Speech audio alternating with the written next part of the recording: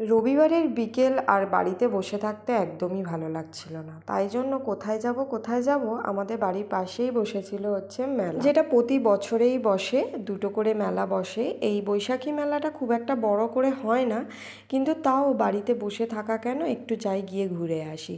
তো চলে এলাম বৈশাখী মেলাতে আবার টিকিট কেটে কিন্তু এন্ট্রি করতে হয়। ঢুকেই প্রথমেই ছেলে আর ছেলের বাবার প্রথমেই চোখ পড়লো এই যে বন্দুক দিয়ে বেলুন ফাটানো। তো প্রথমেই তো ওরা দুজন মিলে বন্দুক দিয়ে বেলুন ফাটানোর এই যে খেলাটা, এটাতে শুরু করে দিল। তো তারপরে আমি বললাম আমিও একটু ট্রাই করে দেখি, ছোটোবেলায় তো অনেক করেছি, তো ট্রাই করছিলাম। আর তারপরে বিভিন্ন দোকান ঘুরছিলাম। আর এই যে কাশ্মীরি চুড়ি, মানে এত ট্রেন্ড এই বছরে কি বল। তো এখানে বিভিন্ন রকমের দোকান, যেমন কানের দুলের দোকান, তারপরে আমাদের মেয়েদের নানান রকমের জিনিস তো রয়েইছে, চুড়ি, বালা, বিভিন্ন নেকলেস। দেখো কত সুন্দর সুন্দর নেকলেস এখানে পাওয়া যাচ্ছে। আর এটা তো আচারের দোকান। তো বিভিন্ন দোকান ঘোরার পরে একটা এই যে দোকানে গেলাম, যেখানে কাঠের বিভিন্ন জিনিস দেখো কি সুন্দর তৈরি করে বিক্রি করছে। আমি নিইনি, কারণ কাঠটা খুব একটা ভালো আমার মনে হলো না, সেজন্য আমি নিইনি।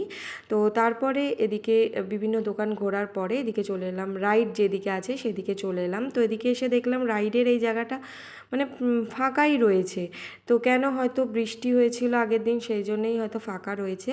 তো এখানে এসে বিভিন্ন রকম রাইড তো ছিলই। তো রায়ান প্রথমে জাম্পিং করবে বলছিল, তো আমি ওকে বারণ করলাম, ড্রেসে নোংরা হয়ে যাবে সেজন্য। তো আবার বললো যে চলো মাম্মা একটু ড্রাগন রাইড চড়ি। ওর এই রাইডটা করতে ভীষণ ভালো লাগে, ভয় করে না আসলে এই রাইডটা করতে। তো ওর পাপা আবার বললো যে আমি করব না, তোমরা দুজন মিলে করো। তো আমি আর রায়ান আবার দুজন মিলে এই রাইডটায় উঠে পড়লাম। বেশ ভালো লেগেছে, এই রাইডটা অনেকক্ষণ করিয়েছে আর কি, যেহেতু ফাঁকা ছিল সেই জন্য অনেকক্ষণ আমরা এই রাইডটা এনজয় করতে পেরেছি। তো তারপরে ঘোরাঘুরি করে চলে এলাম বাড়ি। আর ঠান্ডা ঠান্ডা ওয়েদার ছিল। এই যে রায়ান এখানে উনোগুলো তোমাদেরকে দেখাচ্ছে।